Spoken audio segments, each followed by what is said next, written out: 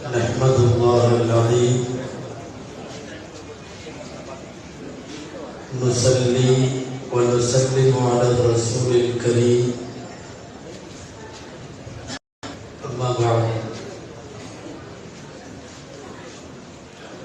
فقد قال الله سبحانه وتعالى في كلامه القديم والفرقان الحميد أعوذ بالله من الشيطان الرجيم بسم الله الرحمن الرحيم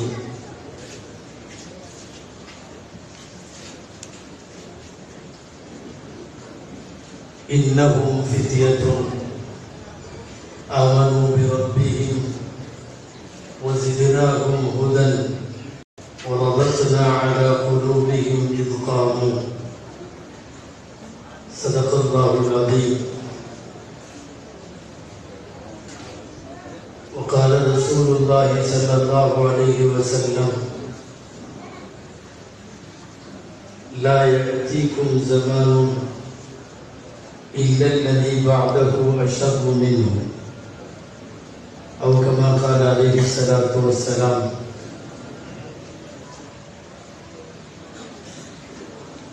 அளவற்ற அருளாளனும் நிகரற்ற அன்புடையோனுமாகிய எல்லாம் வல்ல அல்லாஹ்வின் பெயரால் துவங்குகிறேன்.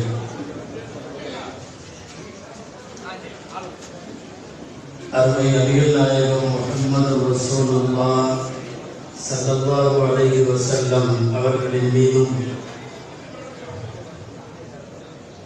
நற்பாக்கியங்கள் நிறைந்த அவர்களுடைய உம்மத்தின் மீதும் குறிப்பாக இந்த அரங்கிலே சங்கமித்திருக்கிற நம் அனைவர் மீதும் எல்லாம் வல்ல அல்லாஹ்வின் நல்லருள் என்றென்றும் நிறைவாக உண்டாவதாக. ஆமீன். கண்ணியத்திற்குரிய விழாவினுடைய தலைவர் ஹஸரத் அவர்கள் மாலையில இருந்து நடைபெறும் இவ்விழாவின் பல்வேறு அரங்கங்களிலும் பங்கேற்ற மார்க்க அறிஞர்கள், வரவேற்புரைகள், துவக்க உரைகள், தொகுப்புரைகள் ஆற்றியிருக்கிற உலமா பெருமக்கள், மேடையில் வீற்றிருக்கிற தென்காசி மாவட்டத்தினுடைய கடையம் வட்டாரத்தினுடைய மாண்பார்ந்த ஜமாத்துல் உலமா சபையினுடைய மரியாதைக்குரிய அங்கத்தினர்கள், விழாவை ஒருங்கிணைத்து நடத்தி கொள்வதற்கு ஒத்துழைப்பு நல்கி சிறப்போடு நடத்தி கொண்டிருக்கக்கூடிய ஆலிம் பெருமக்கள், இங்கிருக்கிற காதரிய ஜும்மா பள்ளி வாசலுடைய மரியாதைக்குரிய நிர்வாகிகள், அக்கம் பக்கத்தினுடைய பல்வேறு ஊர்களில் இருந்து வருகை தந்திருக்கக்கூடிய துறவாக்கள், உலமாக்கள், மார்க்க ஸ்தாபனங்களினுடைய மரியாதை மிகுந்த நிர்வாகிகள், எனக்கு பின்னாலே நிறைவு பேருடைய ஆற்றல் இருக்கிற அப்துல்லாஹி ஹஸரத் அல்லாஹ் பரகாத்துஹு அவர்கள், அரங்கத்தில் வீற்றிருக்கிற இன்னும் அமைதியாக செயல்படுத்திக் கொண்டிருக்கிற தாய்மார்கள் உட்பட அனைவருக்கும் என் ஆரம்பமான அஸ்ஸலாமு அலைக்கும் வரஹ்மத்துல்லாஹி வபரகாத்துஹு. ஆழ்வார்குறிச்சியிலே மீலாது விழா என்ற போது எல்லா ஊர்களிலும் நடத்தப்படுவது போல் ஒரு மீளாத விழாவில் ஒரு 100 பேரோ 150 பேரோ இருப்பார்கள். ஏதாவது பேசிவிட்டு போகலாம் என்று வந்தால் இவர்கள் கூட்டம் என்று போட்டுவிட்டு மாநாட்டை நடத்தி இருக்கிறார்கள். ஆனால் தமிழகத்தில் பல இடங்களில் மாநாடு என்று போட்டு அது கூட்டமாக சுருங்கி போவதை பார்க்கிறோம். இங்கே இது மாநாடு என்று அடிக்கப்படவில்லையே தவிர ஒரு மயிலாது மாநாட்டிற்குரிய எல்லா தகுதிகளோடும் அதற்கான மார்க்க அறிஞர்களோடும் சங்கமித்திருக்கிற இந்த விழா அல்லாஹ் ஏற்றுக்கொள்வானாக. அருமைநாயகம் ஸல்லல்லாஹு அலைஹி வஸல்லம் அவர்களின் மஹப்பத்திற்கும் ஷஃபாஅத்திற்கும் உரித்தானவர்களாய் அல்லாஹ் நம்மை ஆக்கி அருள்வானாக. மீளாது குறித்தும் மாணவியினுடைய மாண்புகளை குறித்தும் எனக்கு பின்னாலே நிறைவுரையிலே அதிர்ந்தவர்கள் பேசுவார்கள் என்பதனால் எனக்கு தரப்பட்டிருக்கிற தலைப்பு இன்றைய இளம் தலைமுறையின் இழிநிலையும் உயர்ந்த நிலையும் என்றொரு தலைப்பு. அநேகமாக உலமாக்கள் உட்கார்ந்து யோசித்து ஒரு முடிவுக்கு வந்து இந்த தலைப்பை தந்திருக்கிறார்கள் என்று நினைக்கிறேன். ஆனாலும் ஒரு சந்தோஷம், பெரும்பாலும் வெள்ளைதாடிகள் வைத்திருக்கிற வயதானவர்களுக்கு மத்தியிலே தான் எங்களுக்கு இந்த தலைப்பு தரப்படுகிறது. நாங்களும் இளைஞர்களை பற்றி முதியவர்களிடம் பேசிவிட்டு போய்விடுவோம். ஆனால் இங்கே மாஷா அல்லாஹ் கண்டு கட்டிய தூரம் வரை நிறைய பேர் இளைஞர்களும் தருகிறார்கள். எனவே சரியான ஒரு இடத்தில் சொல்ல வேண்டியதற்கான களத்தை அமைத்ததற்காக கடையப்பட்டாருக்கு ஒரு நன்றியை சொல்லி, நான் இளைஞர் சமுதாயத்தினுடைய இன்றைய சில உயர்நிலைகளையும் பல இழிநிலைகளையும் உங்களுக்கு முன்னாலே வைத்து முடிக்க வேண்டும். ஓரளவு இத்தலைப்பிலே செய்திகளை உங்களுக்கு தர முயற்சிக்கின்றேன். எல்லாம் வல்ல அல்லாஹ் பயன் தரும் விஷயங்களை பேசவும் நாம் கேட்கவும் தொடர்ந்து அது குறித்து சிந்திக்கவும் வரும் நாட்களிலே செயலாற்றவும் எல்லாம் வல்ல இறைவன் அருள் புரிவானாக. ஆமீன் என்கிற நல்ல துஆவோடு துவங்குகிறேன். இளைஞர்கள் எல்லாம் கெட்டு போய்விட்டார்கள், ரொம்ப மோசமாகிவிட்டது என்றெல்லாம் இளைஞர்களை பார்த்து விரல் நீட்டி சுட்டி நாம் குறைகளை சொல்லுவதற்கு முன்னால் தெளிவாக ஒரு செய்தி நாம் பதிய வைத்துக் கொள்ள வேண்டும். போக போக இன்னமும் மோசமாகத்தான் போகும் என்கிறார்கள் பெருமானார் ஸல்லல்லாஹு அலைஹி வஸல்லம். அப்துல்லாஹ் இப்னு மஸ்ஊத் ரலியல்லாஹு அன்ஹு அறிவிக்கிறார்கள், சமஅது மின் நபியிக்கும் அஸ்-ஸாதிக் வல் மஸ்தூக். நபிகள் ஸல்லல்லாஹு அலைஹி வஸல்லம் சொல்லி நான் கேட்டேன், இனி வரும் காலம் எல்லாம் அடுத்தடுத்து வரும் காலங்கள் முந்தைய காலத்தை விட மோசமாகவே இருக்கும். அடுத்தடுத்து வரக்கூடிய காலங்கள் முந்தைய காலங்களை விட மோசமாகவே இருக்கும் என்கிறார்கள் நபி ஸல்லல்லாஹு அலைஹி வஸல்லம் அவர்கள். இல்லல்லதி பஅதஹு அஷர்ரு மின்ஹு.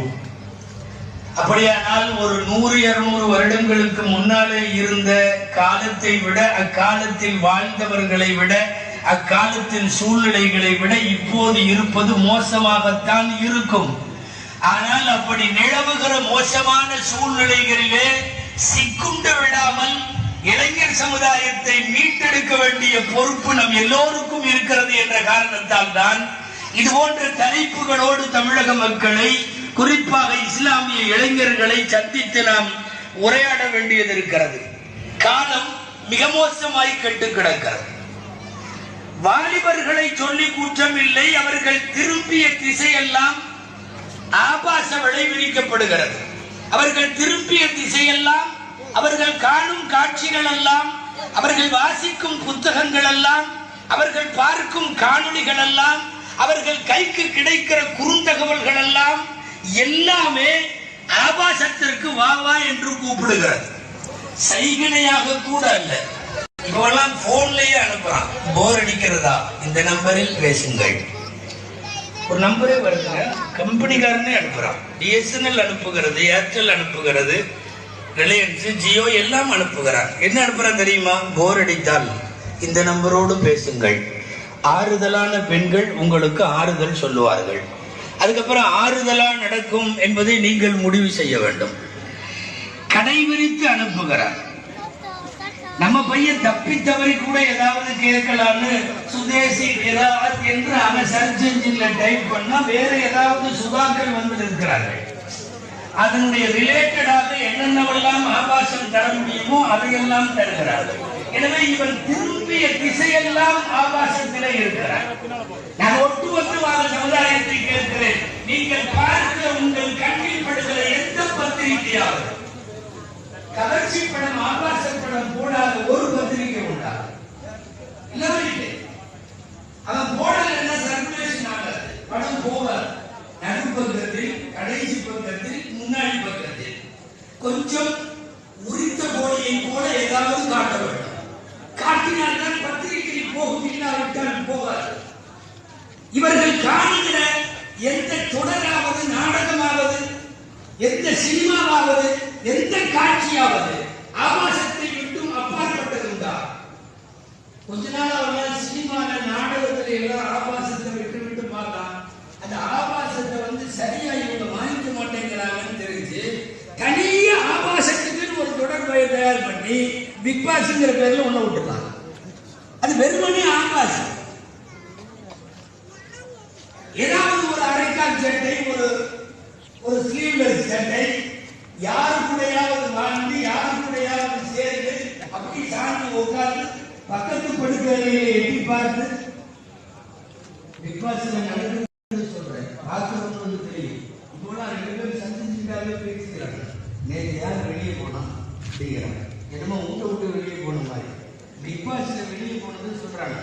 யார் யாரோ வர்றா, யார் யாரோ போறா, 20 வயசு பொம்பளை பாட்டில தொடர்ந்து உள்ள ஊத்துறா, கேமராவுக்கு மத்தியில் அவர் கண்காணிக்கப்படுகிறார்கள். 20 வயசு பொண்ணு சிகரெட்டு குடிக்கிறா, பக்கத்தில் உள்ள பொண்ணு ஏழு மட்டும் பெட்ல அகப்படுத்தி கிடக்கிறா. இவ்வளவு டீட்டெயிலா பேசினாலே அதற்கு பார்ப்பாரோ? காதுக்கு வந்து தகவல்களை சொல்லுகிறோம். இவ்வளவு மோசமான ஒரு ஆபாசத்தோட நிறைய இடத்துல சொல்லி வருகிறேன். அன்பிற்குரியவர்களை, பிக் பாஸ் தமிழ்நாட்டில் மட்டும் இல்லை, இந்தியாவினுடைய எல்லா ஸ்டேட்ல, உலகத்தினுடைய எல்லா நாட்டிலும் இது ஒரு அஜெண்டா, இது ஒரு திட்டம், இது ஒரு பிளான் ஸ்கீம். இது உலகம் முழுக்க ஒரு கலாச்சாரத்தை பரப்புவதற்கு திட்டமிடப்பட்ட ஒரு தொடர். அந்தந்த மாநிலத்தின் சூழ்நிலைகளுக்கு ஏற்ப வழங்கப்படுகிறதே ஒழிய இதனுடைய சுருக்கம் என்ன தெரியுமா? எவன் வேணாலும் யாரு கூட வேணாலும் சேர்ந்து வாழலாம். இந்த கல்யாணம் இது ரிஜிஸ்ட்ரேஷன் ஒன்றும் தேவையில்லை. மனசுக்கு பிடிச்சா எவன் கூட வேணாலும் சேர்ந்து வாழும். லிவிங் டுகெதர் கலாச்சாரம் என்று சொல்லுவார்கள், கெட் டுகெதர் வாழ்க்கை என்று சொல்லுவார்கள். அதை அதிகாரப்பூர்வமா மண்டையில ஏற்கிறது. நீங்க சும்மா அதை மேடை கொண்டு சொன்னாங்கலாம் ஏற்றுக்க மாட்டீங்க. அதாவது கம்மியா வச்சு போட்டா தப்பு இல்லை, அறவுரைய வெளியே வந்தா தப்பு இல்லை, எந்த ஆம்பளை கூட வேணாலும் அப்பப்போ கொஞ்ச நாளைக்கு சேர்ந்து வாழ்ந்தா தப்பு இல்லை என்கிற ஒரு கருத்தாக்கம் உலகம் முழுக்க ஐடியாலஜிக்கல் வயலன்ஸ் என்று சொல்லுவார்கள், கருத்தியல் வன்முறை. இந்த கருத்தியல் வன்முறைக்கு உருவாக்கப்பட்டதுதான் பிக் பாஸ் போன்ற.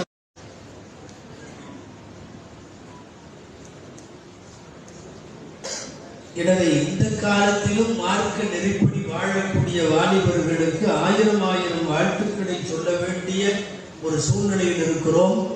அப்படி இந்த சமுதாயத்தில் ஒரு சில பேர் இன்றளவும் அந்த உயர் நிலையிலே இருக்கிறார்கள்.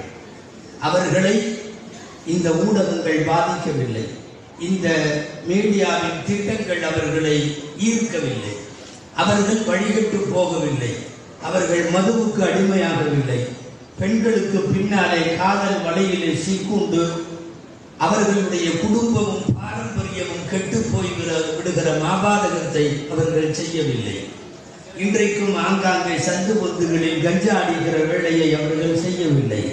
இவர்களெல்லாம் உண்மையாகவே இந்த சமுதாயத்தின் உயர்நிலையிலே நிச்சயமாய் இருக்கிறார்கள். சமூக சேவையிலே பங்கெடுக்கிற இளைஞர்கள், மார்க்கத்தை தங்களால் முடிந்த அளவு மற்றவர்களுக்கு சொல்ல வேண்டும் என்கிற வேட்கையிலே இருக்கிற இளைஞர்கள், தன் குடும்பத்தையும் தான் சார்ந்திருக்கிற சமுதாயத்தினுடைய நல்ல பெயருக்கு போராடி கொண்டிருக்கிற வாலிபர்கள் எல்லாம் இருக்கிறார்கள். ஆனால் பெரும்பான்மை இழிநிலையில் தான் இருக்கிறது. சில பேர் தான் அந்த உயர்நிலையிலே சொல்லப்படத்தக்க அளவுக்கு எண்ணிக்கைக்குள்ளே கட்டுப்படுத்தக்கூடிய அளவுக்கு அவர்கள் இருக்கிறார்கள். இழிநிலையில இருப்பவர்களினுடைய இழிவிற்கு நான் சொன்ன இந்த காலத்தினுடைய கோலம் ஒரு காரணம். நல்லோர்களும் நன்மையானவைகளும் எடுபட்டு போனதற்கு பின்னால் எஞ்சி இருக்கிற தீமையினுடைய எச்சங்கள் ஒரு காரணம். நம்ம நிறைய பேர் நினைச்சுக்கலாம், முதல்ல உள்ள காலத்தை விட நம்ம ரொம்ப அட்வான்ஸா இருக்கிறோம், இப்போ நிறைய தெரிஞ்சு வச்சிருக்கிறோம், நிறைய இது பண்றோம். இப்போ எல்லாம் தொழுகை பத்தி, நோம்பை பத்தி எவ்வளவு அவேர்னஸ் வந்திருக்குது, விழிப்புணர்வு வந்திருக்கு அப்படின்னு நீங்கள் வெறுமனே கருவிகளை மாத்திரம் வைத்திருக்கிறீர்கள். ஒரு காலத்தில் அதெல்லாம் இல்லை. ஆனாலும் உச்சகட்ட இறையச்சும் அந்த காலத்தில் இருந்தது. இன்னைக்கு ஒரு பையன் மொபைலை காட்டுறாரு, நான் ஹஜ்ரத்துக்குள்ள சஹீஹுல் புகாரிக்குள்ள வச்சிருக்கேன். எந்த காரியம் அமுத்தனமோ உடனே அந்த காரியம் ஓதுவார், எங்க அமுத்தனமோ உடனே இங்கிலீஷ் டிரான்ஸ்லேஷன் வரும், எங்க அந்த இதெல்லாம் அந்த காலத்துல இல்லை. இன்னைக்கு எவ்வளவு பெரிய வசதி எல்லாம் பூரா. உண்மைதான், சிஹாசித்தா சஹீஹ் புகாரி முஸ்லிம் திருமிதி அபூதாவுத் இப்னு மாஜா நஸஈ எல்லா கிதாபும் உள்ள, குர்ஆன் கிராத் உள்ள, எல்லா காரியமும் உள்ள, சுதேசில இருந்து நம்மூர் அஜத்து வரைக்கும் எல்லா பயானும் உள்ள. இவ்வளவும் வாங்கி வச்சுட்டு பண்டாரம் ஜும்மாவுக்கு மட்டும்தான் வரும். இது மெட்டீரியலிசம் என்று சொல்லுவார்கள். இது ஒரு விதமான விஞ்ஞானம் இருக்கிறது. சமூக வலைத்தளங்களில் நீங்கள் ரொம்ப உயர்வா இருக்கிறீர்கள். ஆனா இதெல்லாம் சேர்ந்து என்ன கொடுக்க வேண்டுமோ அந்த ரிசல்ட் இல்ல. இந்த கருவியா இல்லாமல் அந்த ரிசல்ட் ஒரு காலத்திலே இருந்தது. எவ்வளவு தக்குவாவோடு இருந்தார்கள் யோசித்து பார்க்கிறோம். ஒரு காலத்தில் ஹஜ்ஜி எவ்வளவு கஷ்டம். 6 மாசம் ஹஜ்ஜுக்கு போவார்கள், வருஷக்கணக்கில் ஹஜ்ஜுக்கு போவார்கள். அப்படி போன வயதான ஹாஜிகள் கூட இருப்பாங்கன்னு நினைக்கிறேன். வந்தா ஹாஜியார் வந்தாருன்னு அர்த்தம், வரலன்னா இன்னாலில்லாஹின்னு அர்த்தம். தகவல் கூட தெரியாது, எதுவுமே இல்லை. போயிடுச்சுன்னா அப்படியே கப்பன் கட்டி கடலிலே இறக்கி விடுவார்கள், அவ்வளவுதான். ஹாஜியார் அப்படியே போயிருப்பார். அதனால் உண்மையாகவே அனுப்பி வைக்கிற போது அழுதார்கள். காரணம், அது மரணத்தின் போது அனுப்பி வைப்பதை போலத்தான் இருந்தது. அப்படியெல்லாம் ஹஜ்ஜுக்கு போய்விட்டு வந்தார்கள். அவர்களை வழி அனுப்ப தக்பீர் ஓதி, பைத் ஓதி, ஊரே திரண்டு போய் அனுப்பி வைத்தது. காரணம், அடுத்த முறை அவர்களை பார்க்க முடியுமா என்று தெரியவில்லை. அப்படியெல்லாம் கடலாறு மாதம், தரையாறு மாதம் என்றெல்லாம் போய்விட்டு ஒரு மாதிரியான ஒரு கோலத்தில், முசாஃபிருடைய கோலத்தில் அவர் திரும்பி வருகிற போது அவரோடு தக்வா வந்தது, அவரோடு இறையச்சம் வந்தது, அவரோடு மவுத்து வரையும் நான் ரப்போடு தாழ்வுக்கு நெருக்கமாக இருப்பேன் என்று வந்தது. இன்னைக்கு வருஷம் அடிச்சு போறோம். நம்ம நினைக்கிறது பெரிய வசதி. உண்மைதான். ஃபஜ்ர் சென்னையில லொஹர் ஜித்தாவில் எவ்வளவு தூரம் சுருங்கி போய்விட்டோம். 6 மணி நேரத்தில் சவுதியா கொண்டு போய் நம்மளை இறக்கி விட்டுறான். ஃபஜ்ர் சென்னையில, லொஹர் ஜித்தாவில் காலம் அந்த அளவுக்கு வசதியாக இருக்கிறது. விமான வசதி எல்லாம் இருக்கு. வருஷம் ஹஜ்ஜு. சில பேர்லாம் இப்பதான் முடியாம இருக்காங்க, இல்லாட்டி மாசம் மாசம் உம்ரா. எல்லாம் போனாலும் அந்த பழைய ஆட்சிகளின் தக்குவா இன்னைக்கு நம்மள்கிட்ட இல்லையே. எங்களுக்கு தெரியும் எத்தனை பேர் தமிழ்நாட்டில் போயிட்டு வந்து மௌத்தா போற வரை இந்த ஹஜ்ஜை விடாதவர்கள் இருக்கிறார்கள். போயிட்டு வந்து மௌத்தா போற வரையும் பள்ளிவாசலுடைய முன்சப்பில் அந்த ஹாஜியை பார்க்கலாம் என்கிற ஒரு தீனுடைய அடையாளத்தோடு ஒரு காலத்தில் இருந்தார்கள். இன்னைக்கு மாசம் மாசம் உம்ராவுக்கு போற, வருஷம் ஹஜ்ஜுக்கு போற வசதி வந்திருக்கிறது. இதுக்கு பேர் மெட்டீரியலிசம். இது ஒரு விதமான சடவாதம். கருவிகள் வரும், கருவிகளின் மூலம் என்ன கிடைக்கணுமோ அது கிடைக்காது, என்ன கிடைக்கணுமோ அது கிடைக்காது. சில பேர்லாம் ஒரு பிசினஸ் முடிச்சிட்டாருன்னா உம்ரா போயிடுவார். சும்மா சர்வசாதாரணமா உம்ரா போயிட்டு வந்து என்ன பண்ண, அப்பவும் அவர் அதே மாதிரி தானே இருக்காரு. திருத்தவில்லை ஹஜ் உன்னை, புனிதர்களைத்தானே பிரசரிக்க வேண்டும். ஹஜ் மீண்டும் மீண்டும் உன்னுடைய அயோக்கியத்தனத்தை குறைக்கவில்லை என்று சொன்னால் அது என்ன ஹஜ்ஜாக அமையும்? எனவே காலத்தால் கருவிகள் வளர்ந்தது, விஞ்ஞானம் வளர்ந்தது, சமூக வலைத்தளங்கள் மூலமாக இன்றைக்கு எல்லாம் வளர்ந்து விட்டது, உள்ளங்கைக்குள்ள உலகம். ஆனால் இதுவெல்லாம் இல்லாத காலத்தில் இருந்த பெருமக்கள் எப்படிப்பட்ட வாழ்க்கை, அந்த புனிதமாக வாழ்ந்தார்களோ அது இன்றைக்கு இல்லை என்பது. இளைஞர்களின் இழிநிலைகளிலே உச்சகட்டமான இழிநிலை. இன்றைக்கு யாரை பார்த்தாலும் அவர்களை போல் ஆகிவிடுகிறார். எத்தனை பேர் நம்ம சினிமா நடிகர் மாதிரி, எத்தனை பேர் நம்ம கிரிக்கெட் ஸ்டார் மாதிரி. எவன் கூப்பிட்டாலும் போயிடுறானே நம்ம பையன். லா இலாஹ இல்லல்லாஹ் முஹம்மது ரசூலுல்லாஹ்வை கையில் ஏந்திய கூட்டம் எதற்கு இப்படி போக வேண்டும்? இங்க அடிக்கடி கேள்விப்பட்டிருப்பீங்க ஒரு விஷயம். சஹாபாக்கள் உலகம் முழுக்க இஸ்லாத்தை எடுத்துச் சொல்ல, பல்வேறு சமயங்களை சார்ந்த வழிகேட்டிலே இருந்தவர்களை முஸ்லிமாக அழைக்க சஹாபாக்கள் பயணப்பட்டார்கள் என்பது உண்மை. உலகம் முழுக்க போனார்கள். ஆனால்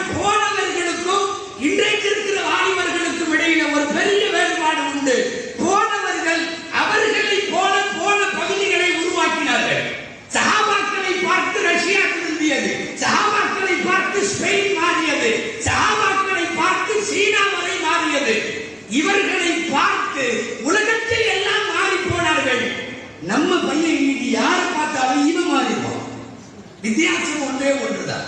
அரபில 2 வார்த்தை சொல்லுவாங்க. தஅதீர் என்ற ஒரு வார்த்தை, தஅத்துர் என்ற ஒரு வார்த்தை. தஅதீர் என்றால் நாம் பிறர் மீது தாக்கத்தை ஏற்படுத்துதல். தஅத்துர் என்றால் பிறரால் தாக்குதலுக்கு ஈர்ப்புக்கு நாம் உள்ளாகுதல். சஹாபாக்கள் தஅதீர் செய்தார்கள்.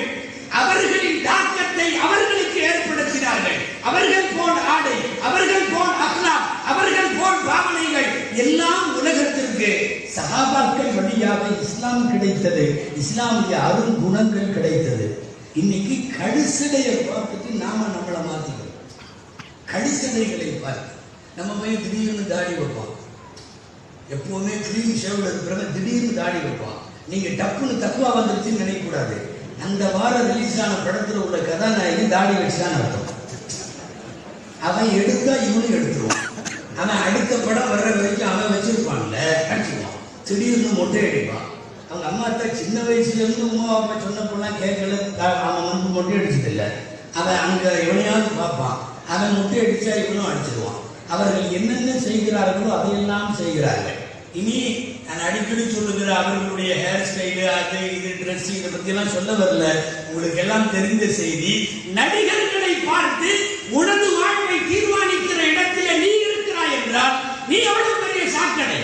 அப்படித்தானே யோசிக்க வேண்டும். என்ன அவங்க எல்லாம் குறை சொல்றீங்க? யோக்கியன் எவனும் இல்லை. அந்த உலகத்தை பேசக்கூடாது என்று அர்த்தம் அல்ல. உலகத்திற்கு ஏராளமான ஆபாசத்தை சப்ளை செய்து கொண்டிருக்கக்கூடிய ஒரு இடம் நமக்கு எப்படி முன்மாதிரி இடமாக அது ஆக முடியும் என்பதை யோசிக்க வேண்டும். என் அன்பிற்குரிய வாலிபர்களே, மறுமையில் உங்களுக்கான கேள்விகளில் முக்கியமான கேள்வி வான் ஷபாபிஹி ஃபீமா அப்லா, வாலிபம் எப்படி கழிந்தது என்பது ஒரு கேள்வி. இந்த கேள்விக்கு பதில் சொல்லியாகும். உன்னுடைய வாலிபம் கிட்டத்தட்ட 40 வயசுக்கு முன்னதாக இருக்கிற பருவம் எய்திய காலத்தில் இருந்து ஒரு லாங் ப்ராசஸ். அதில் உன்னுடைய நடத்தைகள் எப்படி இருந்தது என்பதற்கான பதிலை சொல்லி ஆக வேண்டும். காதல் அடிமைகளாக நம்ம பையன் நிறைய பேர் அப்படியே பின்னாடியே சுற்றிட்டு இருந்தான். ஒரு காலத்தில் சைக்கிள் எடுத்து பின்னாடியே போவான். கொண்டு போய் ஸ்கூல்ல விடுறது, கூட்டிட்டு வர்றது, வெளியே வர்றது, பார்க்கறது, இப்படி எல்லாம். இப்போலாம் சைக்கிள் இல்லை, ஸ்கூட்டரும் இல்லை, எல்லாம் ஆன்லைன்லயே பேசிக்கிறாங்க. ஆன்லைன்லயே போறான். 11 மணிக்கு மேல ஒரு பெட்ஷீட்டை இழுத்து பொத்திட்டு இவன் ஃபைல திறந்தான்னா இவன் வேற உலகத்துல இருக்கான். நம்ம பிள்ளைகளும் காலேஜ் பிள்ளைகள் என்னங்கிறீங்க? முதல்ல எல்லாம் பிள்ளைகள் அமைதியா அடக்கமா போகும். இந்த பசங்க தான் பின்னாடி சும்மா துரத்துவானுங்க.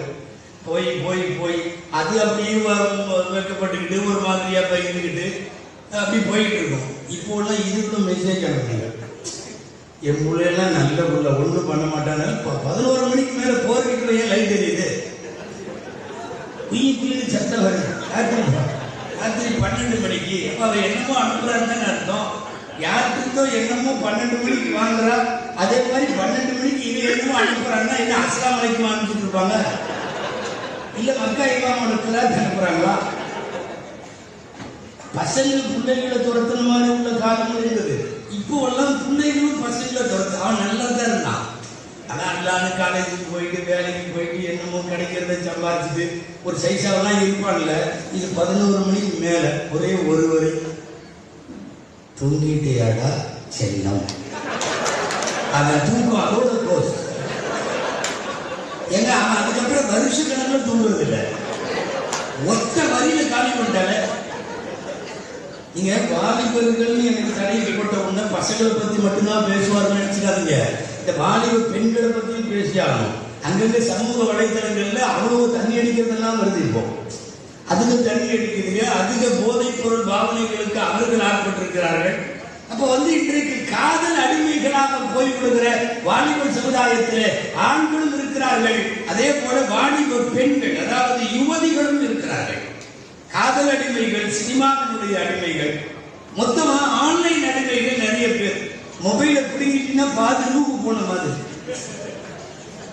கொஞ்ச நேரம் சார்ஜ் இல்லைன்னு வைங்க, பிச்சைக்காரனோட மோசமா எங்கேயாவது கிடைக்கிறான். கொஞ்சம் சார் ப்ளீஸ் ஒரு 5 நிமிஷம் ஒரு காசு கேட்கிற மாதிரியே இருக்கும். என்னன்னா ஆன்லைனையும் இவர்களையும் இன்றைக்கு பிரிக்க முடியவில்லை. அந்த அளவுக்கு ஆன்லைன் அடிமைகளாகி போய் போய்விட்டார்கள். ஆன்லைன் அடிமைகளுடைய விளைவு தான் இந்த மாதிரி எல்லாம். சில பேர் ஒன்று இப்படி இந்த மாதிரி காதல் சமாச்சாரத்தில் போறான். சில பேர் இந்த இயக்க போதைகள் அதுக்கு சில சைட்லாம் இருக்கு. அதுக்குள்ள போனீங்கன்னா புழுத்த நாய் கொடுக்க போகாது. அவ்வளவு மோசமா எழுதுறாங்க. இந்த இயக்கத்தை பத்தி அவன் அந்த இயக்கத்தை பத்தி இவன் தெரியாத உனக்கு அவளை இத்தனை கோடி என்னாச்சு அத்தனை கோடி என்னாச்சு நீ எங்க அவ கூட போன ஐயோ என்னென்னமோ ஓடுது. தாறுமாறாக வலைத்தளங்களிலே சீரழிகிறார்கள். இன்னும் சில பேர் ஒண்ணும் இல்லைன்னாலும் தம் பங்குக்கு வரதையெல்லாம் யாருக்காவது அனுப்பிச்சுட்டு இருப்பான். பிஸ்மில்லா குடிச்சு வர்றது பூரா பண்ண நிறைய வரும். சுதேசி மௌத்துன்னு அனுப்பான போ அவரு பட்ஜெட்ல அவரு கொண்டு வைக்கிறார். நிறைய ஊர்ல பாக்கியெல்லாம் ஒதுக்கான அவர் போயிட்டு இன்னாடி இல்ல என்று சொல்லி உங்களுக்கு தெரியுமா 400 ரூபாய் ஏற்கனவே 10 இடம் 30 இடம் முட்டான கடைசியா இதெல்லாம் யாரு வேணும் நம்ம நைட்ல அவனுக்கு என்ன பண்றதுன்னு தெரியாது. சில பேர் கரெக்டான லிங்க்ல உள்ள போயிருவான். சில பேர் ஃபேக் ஐடியில உள்ள போயிருவான். பொய்யா ஏதாவது பேரை போட்டு உள்ள போயிருவான். ஒண்ணு தெரியாதுன்னா பிஸ்மில்லான்னு யாருக்காவது எதையாவது நான் சொல்றது ஆன்லைன் அடிமைகளாக இருக்கக்கூடிய வாலிபர்களை இன்றைக்கு பார்க்க. ஆன்லைன் அடிமைகள், விளையாட்டினுடைய அடிமைகள், கேலிக்கூத்துகளின் அடிமைகள், காதலுடைய அடிமைகள். இந்த வாலிபர்களுக்கு சொல்றேன், இந்த காதலிக்கிறதுனா உயர்வான லட்சியம்ங்கிற மாதிரி நீ நினைச்சிட்டீங்கன்னா உன்னையெல்லாம் எப்படி இளைஞர் சமுதாயத்துல லட்சியம் கொண்ட வாலிப சமுதாயத்துல சேர்க்கிறது. இன்னல்லாஹ் யுஹிப்பு மஆலியல் உமூரி வ அஷ்ரஃபஹா ஹதீஸ்ல வருது. ஸல்லல்லாஹு அலைஹி வஸல்லம் சொன்னாங்க, அல்லாஹ் எல்லா காரியங்களிலும் உயர்ந்த லட்சியங்களை விரும்புகிறார், மஆலியல் உமூரை விரும்புகிறார். உன்னுடைய திட்டம் உயர்வானதாக இருக்க வேண்டும். உன் லட்சியம், உன் குறிக்கோள், உன் இலக்கு ஆக உயர்வாக இருக்க வேண்டும்.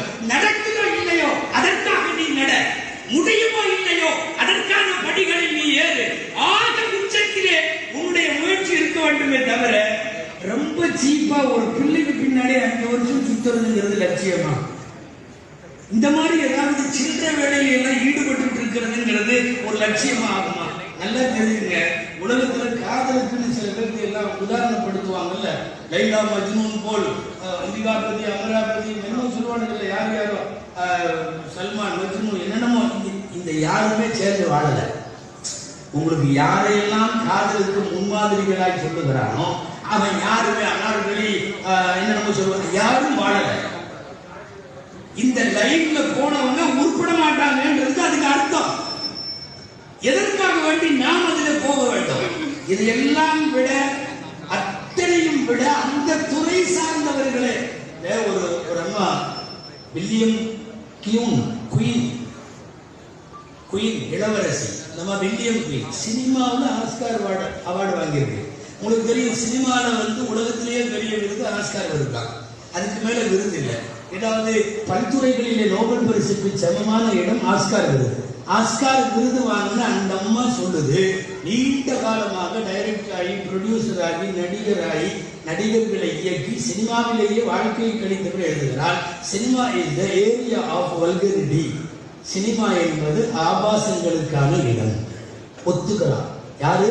ஆஸ்கார் விருது வாங்கியவர்.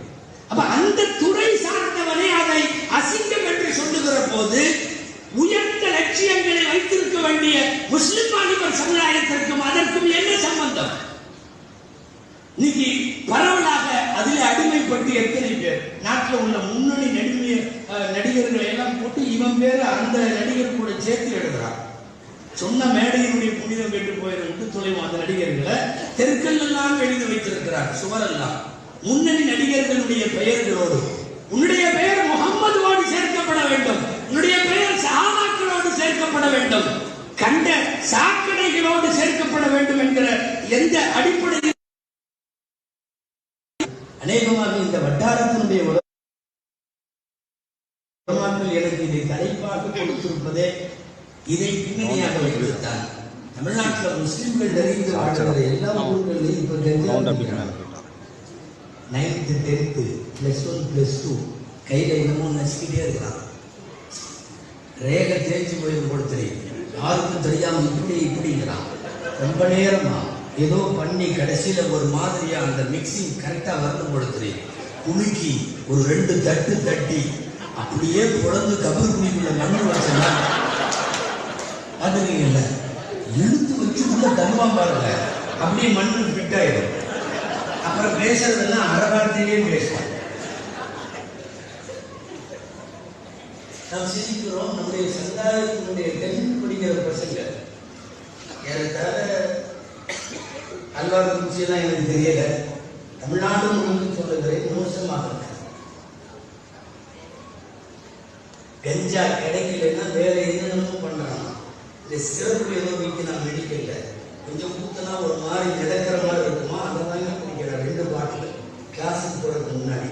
கஞ்சா கிடைக்காது, ஆல்டர்னேட்டிவா அவனா வச்சுக்கலாம், இது இல்லைன்னா இது, அதை வாங்கி குடிக்கிறான்.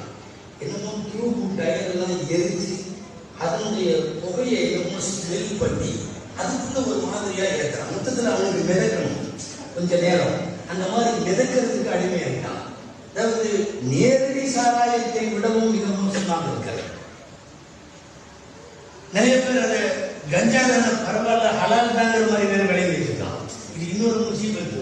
நிறைய பேர் அம்மனா ஹலால் ஆகி மது பிடிக்காதீங்க அப்படின்னு பேசணும்ல, இவெல்லாம் ஒரு தத்துவ சொல்லுவான். வீடு பரவாயில்லைங்கிறாங்க, யாரு பரவாயில்லைங்கிறாங்க, என்ன முக்கிய உனக்கு தத்துவா கொடுத்தாரு, வீடு கூடணும் இல்லை, அது அதிகமாக போதையெல்லாம் ஏறாதான், உடம்புக்கு நல்ல தெம்பா இருந்தான், நல்ல கலர் இருந்தான், என்னென்னமோ சொல்றான்.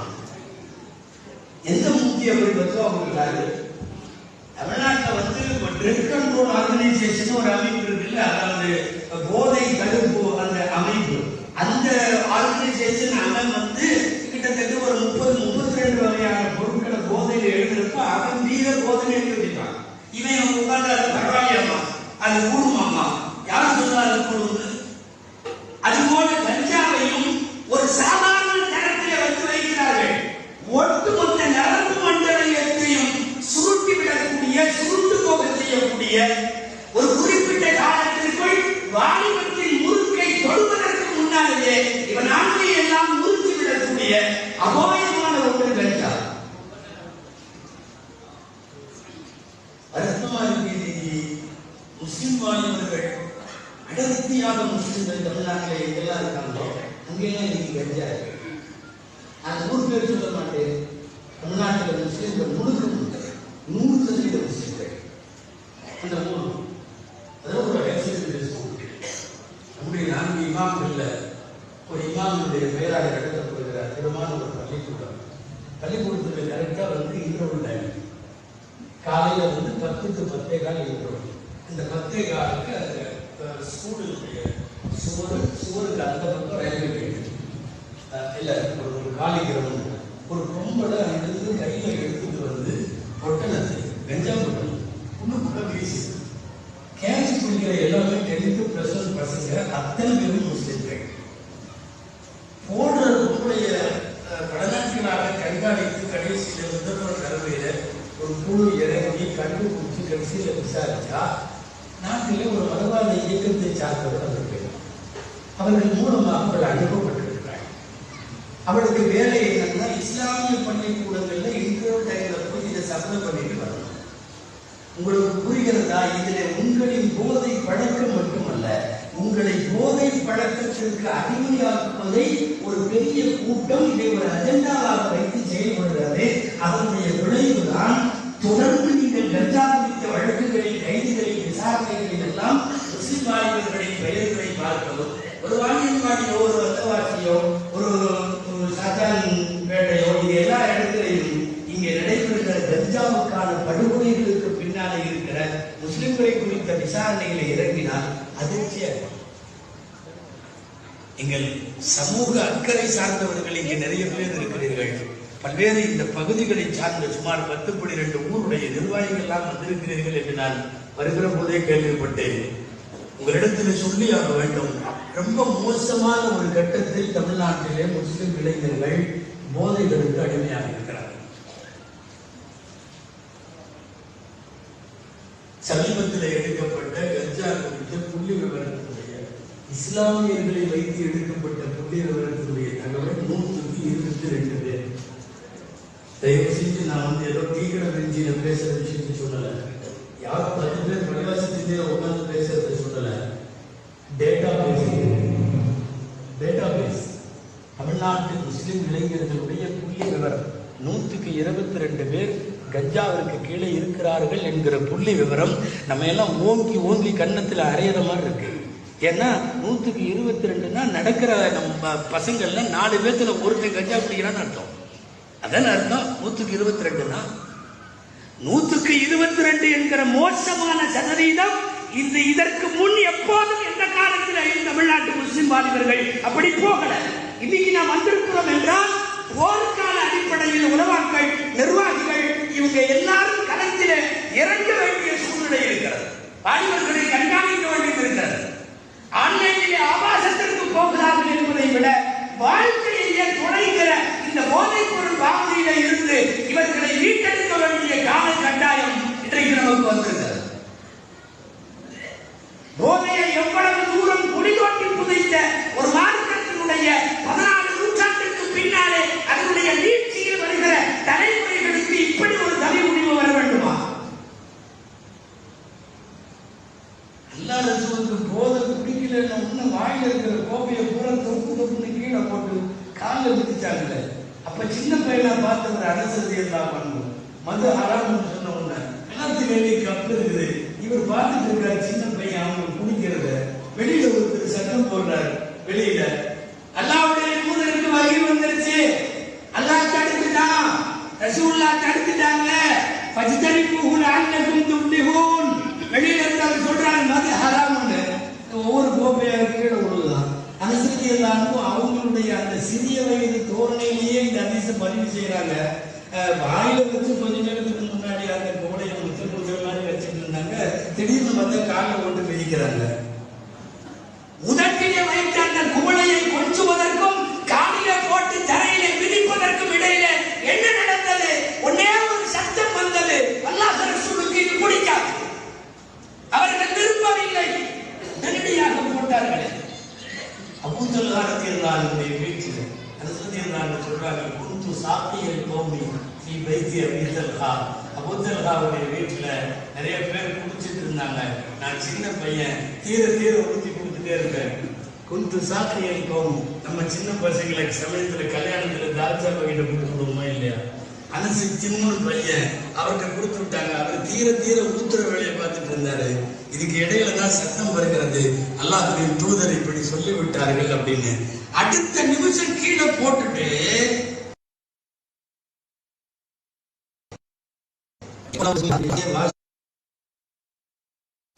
போய் எப்படி நிக்கிறது? ரசூலுல்லாஹ்ட்ட போகணும். அத்தர் வேணும்னு சொல்லி அனசுடைய அம்மா உம்மு சுலைம் ரலியல்லாஹு அன்ஹா கொஞ்சம் அத்தர் கொடுங்க பூசிட்டு ரசூலுல்லாஹ்ட்ட போறோம். எல்லாம் இப்படி கொஞ்சம் கொஞ்சம் குடிச்சிருக்கிறோம். அந்த வாசம் அடிக்குது. அந்த வாசத்தோட போய் வாசம் சொல்லக்கூடாது, நாத்தம் அடிக்குது. அதனால போய் அந்த நாத்தத்தோட ரசூலுல்லாஹ்ட்ட எப்படி நிக்கிறது? அத்தர் கொடுங்கன்னு. நீங்க இதுக்கு முன்னாடி கேள்விப்பட்டிருக்கலாம். ரசூலுடைய நெற்றி வியர்வையை ஒரு பாட்டில்ல புடிச்சு வச்சிருந்தாங்க உம்மு சுலைம். அந்த வியர்வை துளியில தண்ணி ஊத்திட்டே இருப்பாங்க. ஏகப்பட்ட சஹாபாக்களுக்கான அத்தரே அதுதான் ஸல்லல்லாஹு அலைஹி வஸல்லமுடைய வியர்வை. அந்த வியர்வையில தண்ணி உம்மு சுலைம் ரலியல்லாஹு அன்ஹா போனா எப்ப போனாலும் அத்தர் கிடைக்கும். அது ரசூலுல்லாஹ்வுடைய வியர்வை. அவங்க அதை எல்லாத்து கையிலையும் எல்லாத்து கையிலையும் அதை ஊத்துற உடனே அத்தனை பேரும் அதை கையில வாங்கி பூரா தேய்ச்சிட்டு அப்புறம் ரசூலுல்லாஹ்ட்ட போனாங்க. நம்ம பசங்க சில பேர் திடீர்னு உங்க அத்தா கூப்பிடுறாருன்ட்டா அவன் சீரட்டோ ஏதாவது குடிச்சுட்டு இருக்கான்னு நினைக்கிறேன். டப்புனு ஏதாவது அத்தெல்லாம் எடுத்து பூசி அத்தரையெல்லாம் தாண்டி அது அவருக்கு போயிருங்கிறது வேற விஷயம். அது எந்த அத்தருக்கும் அடங்காது. சரி, அந்த மாதிரி போய் பூராத்தி தேய்ச்சிட்டு ரசூலுல்லாஹ்வுக்கு முன்னாடி இருந்தப்பதான் சொன்னாங்க குல்லு முஸ்கிரின் ஹராம் கலீலுஹு வ கதீருஹு ஹராம்.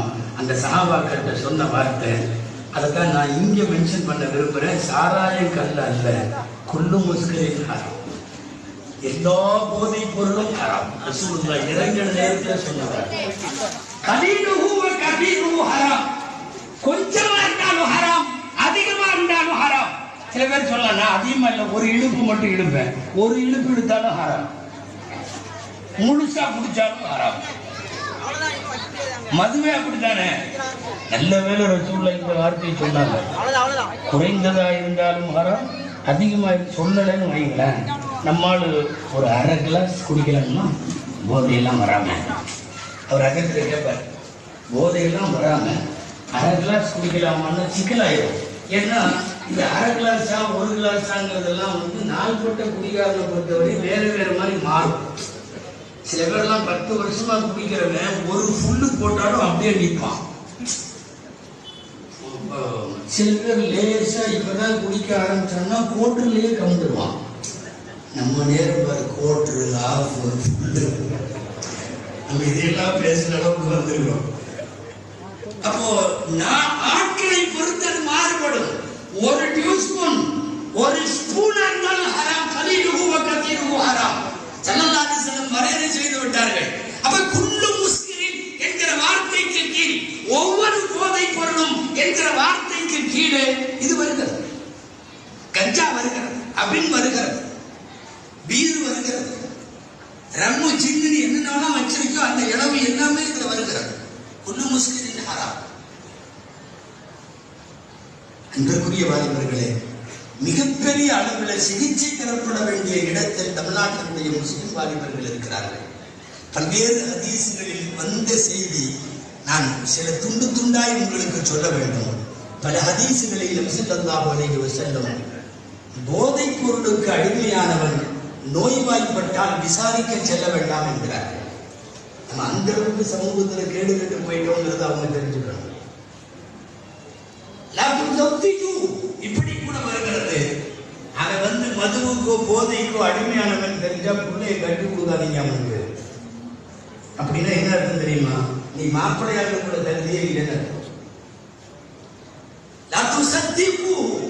சில ஹதீஸ்களில் இப்படி வாக்கியம் வருகிறது, போதை பொருளுக்கு இலக்கானவன் பேசுகிற எந்த செய்தியையும் உண்மைப்படுத்தாதீர்கள். அவன் உண்மையா சொன்னாலும் நம்ம நம்ப முடியாது இருக்கிறது. இதுக்கெல்லாம் தாண்டி ஸல்லல்லாஹு அலைஹி வஸல்லம் சொன்ன வார்த்தை, லா துஷஃபா, நீங்கள் அவர்கள் சிபாரிசு செய்தால் ஏற்காதீர்கள். ரெக்கமெண்ட் யாருக்காவது போதை பொருள் உள்ளவங்க ரெக்கமெண்ட் பண்ணா ரெக்கமெண்டை ஏற்காதீங்க. சிபாரிசு ஏற்க வேண்டாம், செய்தியை உண்மைப்படுத்த வேண்டாம். பெண் இருந்தால் அவனை மாப்பிள்ளையாக்க வேண்டாம், அவன் நோய்வாய்ப்பட்டால் அவனை விசாரிக்க வேண்டாம். எவ்வளவு தூரம் ஒரு சமூகத்திலே இருந்து தள்ளி வைக்கப்பட வேண்டிய இடத்திலே நாம் இருக்கிறோம் என்பதை யோசித்து பார்க்க வேண்டும். அன்பு வாலிபர்களே, இது போன்ற மிக மோசமான பழக்கங்களுக்கு கீழே எந்த காலத்திலேயும் போய்விடக் கூடாது. ஆனால் போய்விட்டதற்கு பின்னாலே இப்போது நாம் விழித்துக் கொண்டிருக்கக்கூடிய ஒரு நிலைக்கு நாம் வந்திருக்கின்றோம். வாலிபர்களுக்கு சொல்லுவேன், நாம் சார்ந்திருக்கிற மார்க்கம் ரொம்ப பெருமையானது. இஸ்லாமை விட உயர் நோய் உலகத்தில் எந்த கண்ணியமும் இல்லை, எந்த கண்ணியமும் இல்லை. நீங்க இந்த மார்க்கத்தின் உயர்வை புரிய வேண்டும். தண்ணி அடிச்சு சாக்கடை ஓரமா அப்படி படுத்து கிடக்கிறான், வேட்டி விலகி கிடக்குது, அவன் மேல சாக்கடை தண்ணி, நாய் பக்கத்துல மூந்து பார்க்குது, அவனை சுத்தி ஈயெல்லாம் அடிக்குது, அவன் பேசுறது அவனுக்கு புரியல, வாயில நுர தள்ளுது. இப்படி ஒரு கன்றாவி கோணத்தில் ஒருவன் ஒரு சாக்கடை ஓரத்தில் படுத்திருக்கிறான் அல்லவா? வாலிபனே, நீ அங்கு நின்று யோசி, என் ரப்பு இதை ஹராமாக்கி இருக்கிறார், என் மார்க்கம் இதை தடுத்திருக்கிறது. என் மார்க்கம் எவ்வளவு உயரிய மார்க்கம். மனிதனுக்கு அவன் கேவலப்படுகிற எந்த சூழலையும் இஸ்லாம் வைக்கவில்லை. இஸ்லாம் உயர்ந்தது. வட்டியால் வட்டி கட்ட முடியாமல், தண்டம் கட்ட முடியாமல், காசுகளை திருப்பி கொடுக்க முடியாமல் ஒரு குடும்பமே தற்கொலை செய்து கொள்ளுகிற மோசமான சூழ்நிலைகள் நடக்குமே, அப்படி ஒரு குடும்பம் தற்கொலை செய்து கொண்டு அவர்கள் உறவினர்கள் ஒப்பாரி வைக்கிற இடத்தில் நின்று போய், நீங்கள் யோசியுங்கள், உறக்க சொல்லுங்கள், எங்கள் இஸ்லாம் இதை தடை செய்திருக்கிறது. அசிங்கமான அத்தனை விஷயங்களையும் உலகத்தில் தடுத்து ஒரு தூய்மையான வழிகாட்டலை தந்த இந்த மார்க்கத்தை நீங்கள் எந்த அடிப்படையில் அதனுடைய அவப்பெயரை என்னவா ஏற்படுத்துகிறீர்கள்? உங்களிடத்தில் இருக்கிற இஸ்லாம் உங்களின் கோடி கோடியான பணங்களை விட, உங்களுடைய பரம்பரை சொத்துக்களை விட அந்த ஒரு ஒற்றை சொல் கலிமாவிற்கு இருக்கிற அந்த ஒற்றை சொல் இஸ்லாம் என்பதற்கு இருக்கிற மதிப்பு மரியாதை வேற எங்க இல்லை. நீ அந்த மதிப்பை போய் எங்கெங்கயோ தேடுற, சினிமா தேட்டர்ல தேடுற, லவ் பண்றதுல தேடுற, ஆன்லைன்ல தேடுற. உமரதியல்லாஹு அன்ஹு சொல்வார்கள், "ஃபமம்மா யத்லுபுல் இஸ்ஸ பிகைரி மா அஹஸனல்லாஹ் அதல்லல்லாஹ்."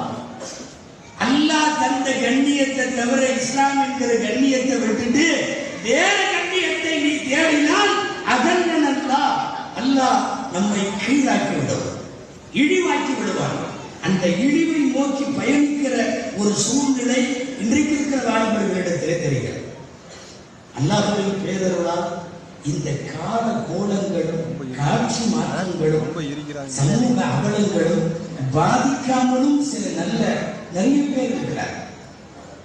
நிறைய பேர்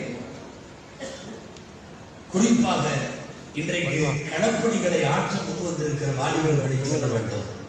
முஸ்லிம் வாலிபர்கள் நிறைய பேர் பல்வேறு சோசியல் சர்வீஸ்களில் ஈடுபடுகிறார்கள்.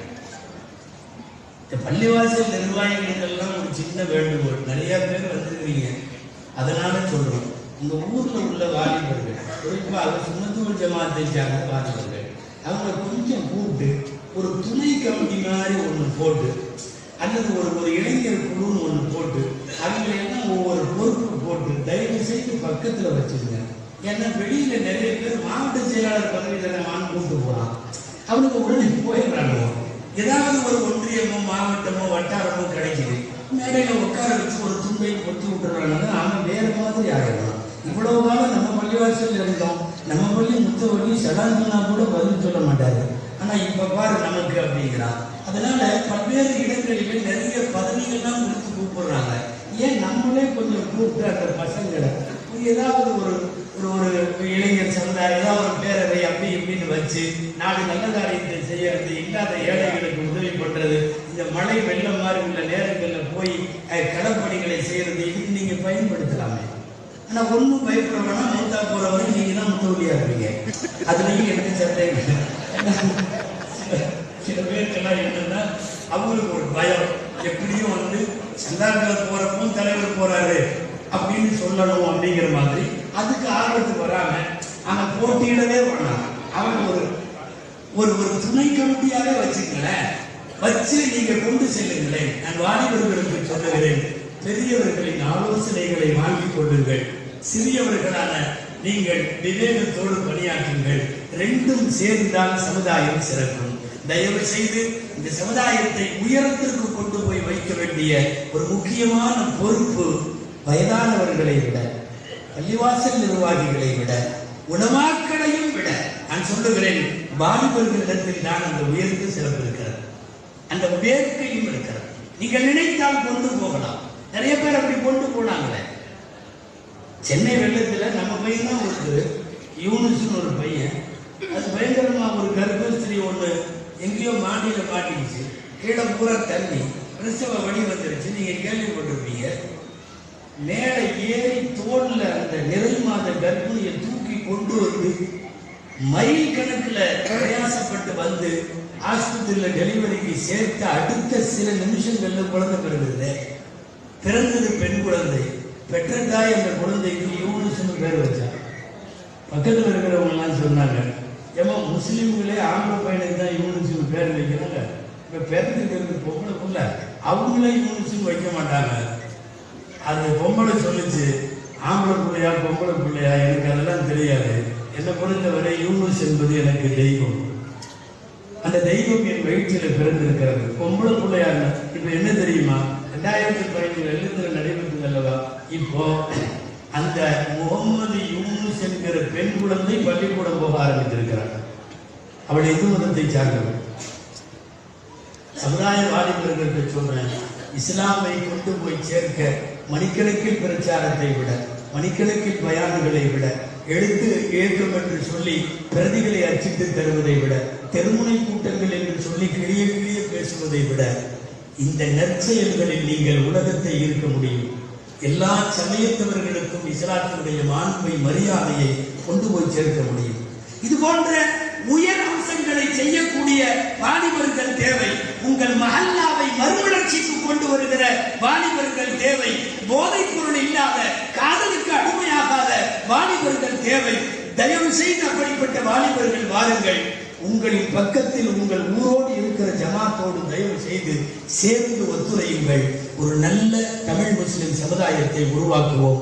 எல்லாம் வல்ல அல்லாஹ் ஜல்ல ஷானுஹு தஆலா காலத்தினுடைய நாசங்களில் இருந்தும், நாகரிகத்தின் சீரழிவுகளிலே இருந்தும், கலாச்சாரத்தினுடைய அவமானங்களிலே இருந்தும் அல்லாஹ் நம் அனைவரையும் பாதுகாத்து அருள்வானாக. ஜஸாக்குமுல்லாஹு கைரல் ஜஸா வ ஆகிரு தஅவானா அல்ஹம்துலில்லாஹி ரப்பில் ஆலமீன். அஸ்ஸலாமு அலைக்கும் வரஹ்மத்துல்லாஹி வபரகாத்துஹு.